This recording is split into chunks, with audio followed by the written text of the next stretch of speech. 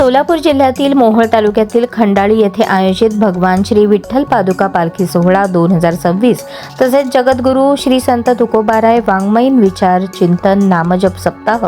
या भक्तिमय सोहळ्यास उपस्थित राहून देवदर्शन घेऊन उपस्थित वारकरी बांधव ग्रामस्थांशी विविध सामाजिक धार्मिक तसेच स्थानिक विकासाच्या विषयांवर मन मोकळा संवाद साधला। वारकरी संप्रदायाची अखंड संत परंपरा, नामस्मरणाचा महिमा आणि संत तुकोबारायांनी दिलेला समता, सेवा, सदाचार व मानवतेचा संदेश समाजापर्यंत पोहोचवणारे हे आयोजन अत्यंत प्रेरणादायी आहे। भक्ती, संस्कार आणि सामाजिक ऐक्य वृद्धिंगत करणाऱ्या अशा धार्मिक व सांस्कृतिक परंपरा जपणाऱ्या सर्व आयोजकांचे, वारकरी बांधवांचे, ग्रामस्थांचे मनःपूर्वक अभिनंदन करून त्यांच्या कार्याचे कौतुक केले। यावेळी लोकनेते बाबूराव पाटील, सहकारी साखर कारखान्याचे अध्यक्ष, युवा नेते बाळराजे, राजन मालक पाटील, रामदास चौरे, पंचायत समिती सदस्य गणेश मुळे, भाजप तालुका उपाध्यक्ष